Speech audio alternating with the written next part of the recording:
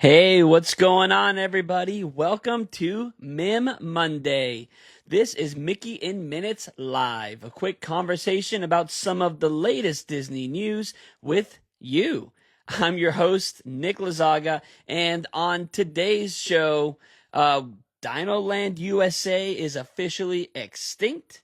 Disney California Adventure celebrates its 25th anniversary soon, and so much more. So yeah, let's go ahead and jump right in to this week's MiM Monday. Some people already joining in the chat. What's going on, everybody? Thanks so much for hanging out. So if you've never been to a MiM Monday, this is a conversation. Let's talk about the latest Disney news stories together. So I want to see your comments down in the chat below. And if you're watching this as a playback on YouTube or listening to it on Apple Podcasts, Spotify, or wherever else you listen to podcasts, then please let me know your thoughts in the comments down below, wherever it is you're listening as well. And yeah, be sure to join us next week, though, for another MiM Monday, and every week at 8:30 p.m. Central Time, and be sure to join the conversation. All right, so now that's out of the way, we have so much to talk about, a lot of news, so let's just jump right into it this week. Hey, what's going on, everybody? So yeah, the big story this week is that DinoLand USA is officially extinct. It is gone. It is no more as of yesterday. So DinoLand USA in Disney's Animal Kingdom has been going through a phased closing since last year. You know, all the attractions have been closing, starting with Chester and Hester's Dinorama, and of course the Boneyard closed, and way before that the Primeval World closed. That wasn't even part of necessarily the phased closing necessarily, but that's gone too. And as of yesterday, the headline attraction, Dinosaur, that headliner, it closed. It's gone forever. Really quick, just a quick plug. If you want to learn a little bit more about the history and backstory of that amazing land, DinoLand USA, and a little bit more about what's to come in the future, replacing DinoLand USA, we'll talk a little bit about that today. But if you want to learn a lot about that, go back and listen to this 3-part mini-series that I did over on the official Mickey in Minutes podcast. It was called Dismantling DinoLand, and I dived into all of that stuff there, so we're just going to touch on it briefly here. But yeah, I'm really going to miss Dinosaur. So this attraction originally opened as Countdown to Extinction, where it was, you know, a little bit more intense, and then it was renamed Dinosaur, and kind of keyed off of the animated feature of the same name. And it became a little less intense, but still, you know, still pretty scary. And it was just such a fun ride. You know, you hopped on the Time Rover and you went back in time to try to save Dinosaur Aladar from extinction. And of course, the meteor's coming, and, you know, Dr. Seeker, you know, we're not going to make it. So it was so fun. But the last day was yesterday. And it was a pretty cold day to have the last day be yesterday. I saw that it was like 29 degrees at some point in Orlando yesterday. I saw pictures from the weekend with like icicles on the fountains at like Magic Kingdom and stuff. So pretty cold, but people braved the weather. People were out there waiting to ride Dinosaur one last time. So let me know in the chat, are you gonna miss this attraction? Did it hold a special place in your heart? Did you love this attraction? Or are you, you know, saying goodbye, peace out, and are you ready for Indiana Jones?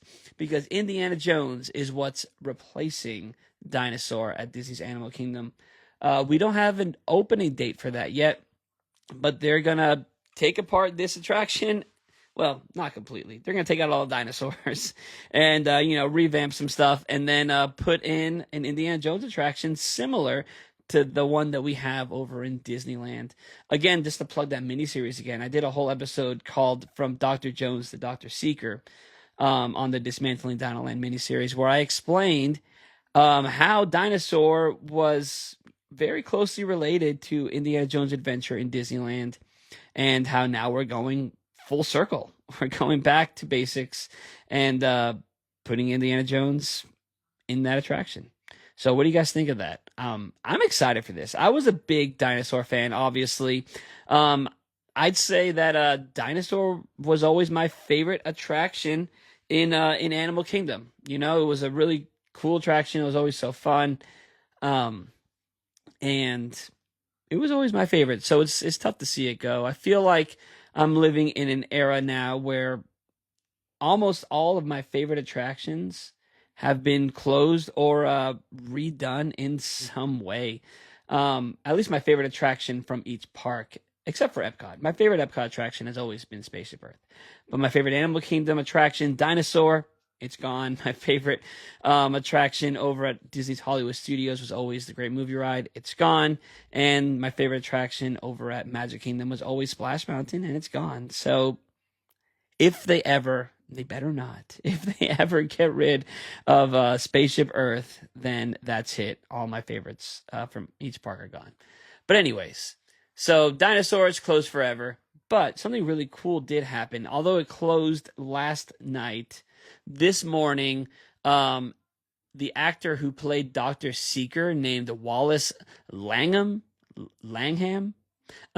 he was there. He showed up this morning dressed up as Dr. Seeker, and he took photos with cast members. He took photos in front of the building, in front of the Time Rover, and of course, he rode the attraction one last time.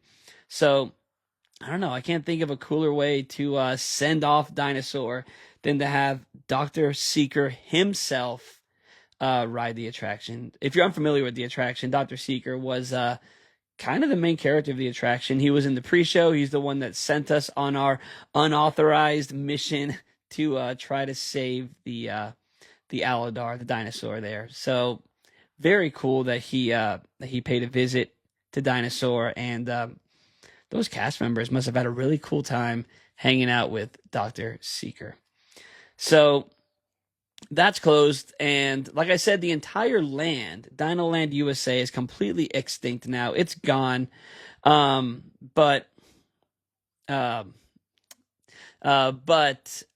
along with that, it wasn't just Dinosaur that closed. Restaurantosaurus obviously closed also, since the whole land is gone. And with Restaurantosaurus closing, that menu, that burger and fries and chicken strips menu, had to go somewhere, and it moved over to Harambe Market. So Harambe Market was closed for a bit, to make way for this, from what I understand. Every theme park, you know, no matter how exotic it is and how exciting they want the menus to be, there needs to be at least one place in the theme park that serves burgers and chicken strips and French fries, you know, for all the picky eaters. So Restaurantosaurus was it for Disney's Animal Kingdom. Now that it's completely closed and the whole land is shuttered, that fare went over to Harambe Market. So one of the most popular items over at Restaurantosaurus was the Angus bacon cheeseburger, and that's back. You can now get it again over at Harambe Market. This restaurant was actually scheduled to open on March 1st, but it's soft opened today. You know, like I said, you need burger and fries. You need chicken strips. So it makes sense that they went ahead and did a soft opening early. So there you go. It's gone. It's weird, right? It's always a weird day when a full land closes. Like, I felt the same way when Muppet Courtyard closed, you know, when Rivers of America closed, when whole sections of the park get walled off. It's always kind of strange. I was in Walt Disney World back in September, but we didn't go to Animal Kingdom on that trip. On our previous trip, though, to Walt Disney World, we had said goodbye to Animal Kingdom, or to DinoLand USA in Animal Kingdom. We said goodbye to Dinosaur. We rode it twice, like back to back, and it was pretty great. So, but it's a weird feeling knowing that it's gone. It's been taken off the maps, the digital map. If you go on My Disney Experience, it's gone. If you got a paper map this morning, it's gone. Even on like the Wilderness Explorers, where you can go around and get your little badges, your little stickers for exploring around Disney's Animal Kingdom. The DinoLand USA location is closed, so all the new Wilderness Explorers books don't have that anymore. So it is gone. It's completely extinct. And what's coming next? It's the Tropical Americas land. So called Pueblo Esperanza. So we're going to get a whole new land there. We're going to get an Encanto dark ride, which it's kind of taking up the space where Primeval Whirl was, but also this is going to be an actual dark ride. So it's going to take up so much more space than that ride did. They're building this whole new show building. It's humongous. I've been seeing a lot of photos and stuff. That aerial photographer Bio Reconstruct posts a lot of photos of the site, and it's going up pretty fast. So that's going to be there. Then we're getting a new carousel, which is going to be really cool. I guess if you're doing a 1-for-1 trade-off, it would be kind of like replacing Triceratops Spin, which was a kiddie spinner ride. But this is going to be a carousel, and the story there is that this person who lived in the village of Pueblo Esperanza is a big fan of Disney movies, I guess, and he makes his wood-carved carousel and carves out the carousel horses. They're all different Disney animal characters. So like Timon and Pumbaa are in the concept art, Crush from Finding Nemo. All these Disney animal characters are who you are going to ride on for this carousel. So that's pretty cool. And then, of course, like I said before, what's replacing Dinosaur is Indiana Jones. We don't know a lot about this attraction, but we know it's going to be kind of based in like a Mayan temple and stuff. So I don't know, but I'm excited for Indiana Jones to come. So no opening dates for any of this stuff, but we're gonna live a little while without anything back there in that part of the park. And then I'll tell you, when that reopens, honestly, that's when I'm gonna go back to Disney's Animal Kingdom, because I'm gonna be honest, I've never really been that big of an Animal Kingdom fan. It was Dinosaur that got me there. I really like the Avatar stuff, but again, I'm not a huge Avatar fan necessarily, and Avatar is best at night, and the park is never open at night. So, it closes at 6 or 7. So there isn't really a whole lot that appeals to me personally. I mean, I like Everest. But that's it. I'm a huge Indiana Jones fan, so when that opens, I will be there. I love dark rides, so I'm very curious to see about Encanto. But yeah. So I guess it'll be a couple years till I am personally back in Disney's Animal Kingdom. Of course, that is unless Nomad Lounge is calling my name, because I love Nomad Lounge. That's at the top of my list for Animal Kingdom. But anyways, how do you guys feel about this? Will you be visiting Animal Kingdom with DinoLand closed before Tropical Americas opens, or are you going to be like me? Are you going to kind of wait? Is this enough of a deterrent to keep you from visiting Animal Kingdom? Let me know in the chat or in the comments, wherever it is that you're listening. But anyways, let's move off of DinoLand USA. One last plug, though. Check out the Dismantling DinoLand miniseries on the Mickey and Minutes podcast. 3 episodes about the backstory of DinoLand, the history of DinoLand, and what's to come for DinoLand USA. So check that out.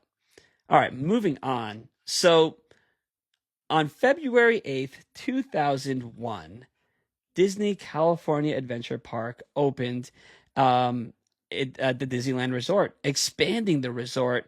And not only did that park open, but we also got the shopping district, Downtown Disney, and the Grand Californian Resort opened. So it was a big deal back then when Disneyland expanded from a theme park and a hotel to a resort with 2 theme parks and multiple hotels. And that was 25 years ago, guys. 25 years ago. So to celebrate 25 years of Disney California Adventure Park, DCA is going to do something. They're going to celebrate over there. So they've announced some of their 25th anniversary festivities, offerings, I guess.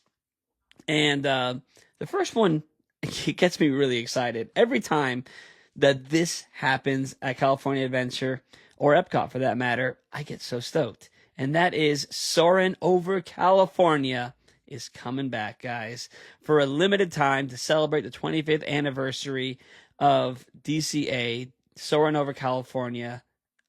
It's going to be running, guys. So from February 6th through July 1st. Of course, this attraction, Soarin' over California, is in the DNA of DCA. It's really was the heart of this park for a long time. There was a time when the park first opened and it wasn't that good. It wasn't well received. There wasn't that much to do. People didn't really like it. But this attraction was always a winner. So much so that it got duplicated over at Epcot. So it's always nice when this original version comes back.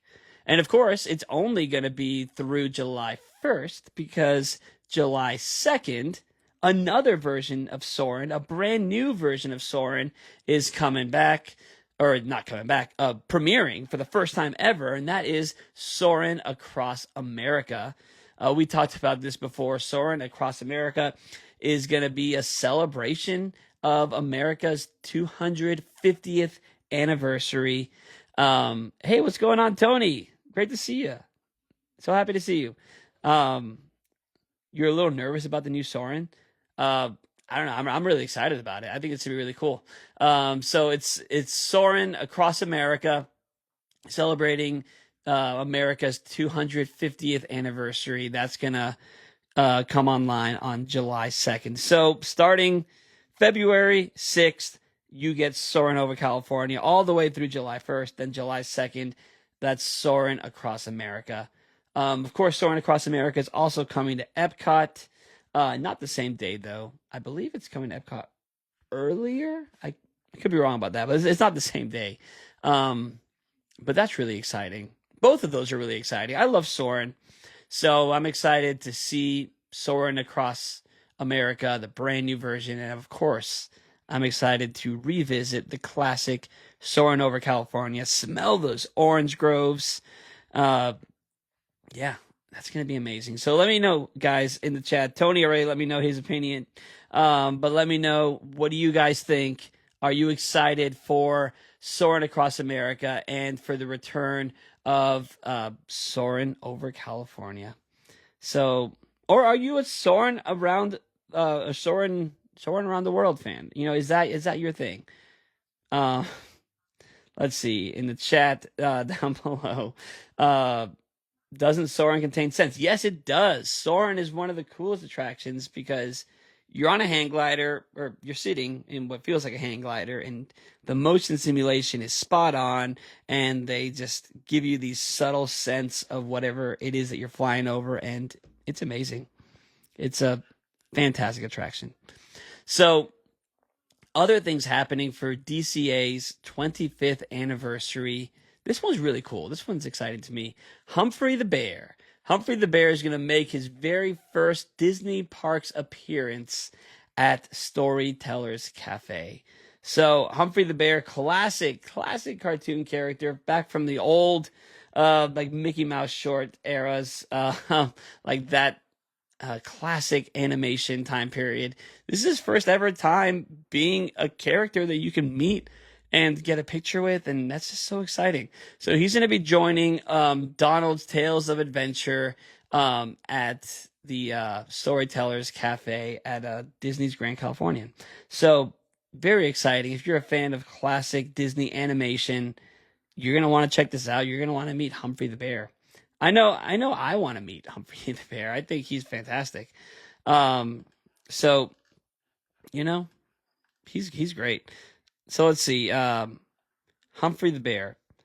Let's see in the chat asking who's Humphrey the Bear. So Humphrey the Bear he's a resident of Brownstone National Park. He was featured in several Disney animated shorts, including 2 of his own shorts. So he's been featured in Goofy shorts, Donald Duck shorts, and yeah, so he's been around. Let's see in the chat. I would like to meet Duffy. He's popular in Tokyo. Yeah, Duffy would be great to meet.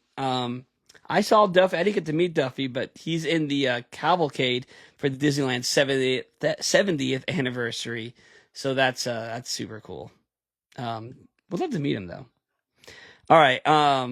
So there's gonna be some other things happening for the DCA 25th anniversary. Mickey and Minnie meeting in new, very colorful outfits. That's really exciting. Some new snacks, of course, and something that I'm super excited about. A new popcorn bucket. You know, there's always going to be a new popcorn bucket. This time around, to celebrate Disney California Adventure, we're getting a popcorn bucket of the Pixar Pal Around. That is the big Ferris wheel with pie-eyed Mickey's face right on the front. And this Ferris wheel popcorn bucket, it lights up, it spins, it looks like the Ferris wheel. It's very, very cool. So if you listen to the podcast, you know I'm a big fan of this icon, this park icon. And I actually did an episode recently. It came out just a few days ago, last Friday. It was Disney Park Icons, a best to worst list. And that was season 8, episode 1. It was the kickoff episode for the new season of the Mickey and Minutes podcast. You know, this right here is MiM Monday. This is the news show that's once a week. But I also do the main show, like I was talking about before with dismantling DinoLand and stuff. That's the main show. Season 8 kicked off on Friday. And I talked about all of the Disney parks icons, and I kind of ranked them, the ones in the United States anyways, and I kind of ranked them. So listen to that episode and find out where I ranked this icon, the Pixar Pal Around, on my list. I'll give you a hint. I really like it, but there's a lot of icons. So what do you think? Did it make it to the top? Was it all the way on the bottom? What was last? What was, in my opinion, the worst Disney park icon? Find out by listening to that episode. But anyways, this popcorn bucket looks fantastic. I'm really excited about it. And yeah, so obviously merch to celebrate the 25th anniversary, merch and pins and all that stuff. So all that good stuff. And it's not just DCA. Of course, they're celebrating Downtown Disney as well. And of course, it wouldn't be a celebration without snacks and lots of snacks. So be sure to visit Disney Parks blog to find out all the details, everything. I'm not going to read all the snacks, and you know, you can see pictures of the merch and everything on there. So check it out. There's a lot of cool things coming. I'm taking a family trip this summer. We're going to Hawaii, and we're going to spend some time at Aulani over there. So I'm hoping, since we fly back through California, that we can maybe take a day or two and, you know, pop into Disneyland and say happy birthday to Disney California Adventure Park. That'd be really cool. So I don't know. We'll see. We'll see if we make it over there. But, you know, it's hard to be upset if I don't make it over there because I will have just been in Aulani. So I'm really looking forward to Aulani. I'm so excited. But anyways, so down in the chat, Tony says, I personally rank Hollywood Tower of Terror as number 1. Yes, I know you do, Tony. I know. Tony also says, gotta visit Disneyland. Yep. I gotta try to go. I'll see. Let's see how if I can swing that or not. So one last story to talk about, and that is everyone's talking about who is going to be Bob Iger's successor. So we had an earnings call. Disney had an earnings call this morning, and people thought that he might mention who his successor would be. He didn't, but he did allude to the fact that we will know sooner rather than later, as he wants to step down a little bit before his contract ends. His contract is supposed to end at the end of this year, 2026. It sounds to me like he knows who it is. He's just not ready to say it. and that person is ready to take over as soon as they can. And, it sounds like it's already in motion. So the two choices, the two lead people are Josh D'Amaro and Dana Walden. So if you don't know, Josh D'Amaro, he's been the head of the theme park division for a very long time. He's the guy that when you watch like D23, when you've seen D23 the last couple of years, he's the one heading up that parks panel. Here on Making in Minutes, we did an episode, not this past Christmas, but the Christmas before that, called the Christmas Spectacular, and we kind of made a joke calling him Santa Josh because he's been bringing us awesome things for the parks. And we like Josh D'Amaro here on Making Minutes. We're Josh D'Amaro stands, and we hope that he gets it. But Dana Walden, she is the co-chair of Disney Entertainment. So Disney Entertainment is one of three major divisions of the Walt Disney Company. It's the one that consists of entertainment media. So like the motion pictures, animation, TV, streaming, all of that stuff. Now, both parts, the parks and the entertainment division have had their ups and downs over the last few years, but it's really not a secret that the parks has been the most profitable part of the company for a long time. I feel like there's been a lot of missteps with both, but it feels like to me as a fan, a lot more missteps happening in the entertainment side of things than in the theme parks side of things lately. You might disagree with me. There's been a lot of weird stuff happening in the parks lately, right? With, Rivers of America closing, and we just talked about DinoLand USA going away. So I don't know. It's hard to say who is doing a better job at their respective job. Because I feel like, there's been some cool stuff happening in the movies lately. I say that and then I completely blank out on like anything that's happened, right? Because let's be honest, we had a lot of flops, right? We had Snow White that didn't do well. We had just recently the new Tron didn't do well. Star Wars has been kind of crashing and burning lately. Hopefully the Mandalorian picks things up with that. So there's a lot. I don't know.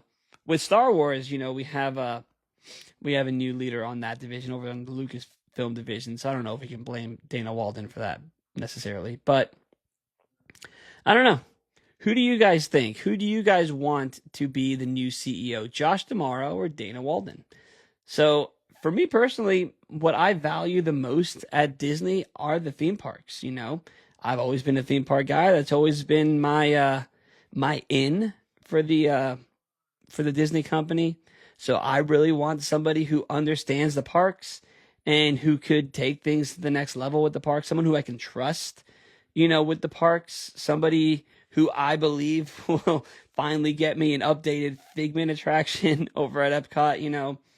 Somebody who will take the projects that are underway and handle them with care, and do good by us parks people. So I don't know. My vote is Josh D'Amaro. So let me know in the comments, wherever it is that you're listening, who is your pick, I guess, for the new CEO of the Walt Disney Company, Josh D'Amaro or Dana Walden. Obviously, we don't get to vote or anything, but it's nice to have this conversation and see what you think about this. So I don't know. My vote, my thoughts on this. But anyways, so those are the big stories happening right now in the Disney parks. DinoLand USA is gone. Disney California Adventure Park celebrating 25 years. And, we're going to find out soon who is replacing Bob Iger. So when we find out who that is, I'm sure we're going to have a nice conversation about that on MiM Monday. And, until then, this has been a lot of fun, guys. Thanks so much for hanging out with me for another MiM Monday. If you missed the live stream and you're listening to this right now on Apple Podcasts, Spotify, or watching the playback on YouTube, please join me next Monday at 8:30 p.m. Central Time on Instagram at Mickey in Minutes, and hang out and be part of the conversation. And for everybody who's joined me today in the chat, thanks so much for hanging out. This has been so much fun. I'm your host, Nick Lazaga. This is Mickey in Minutes, and I will see you next time. Bye.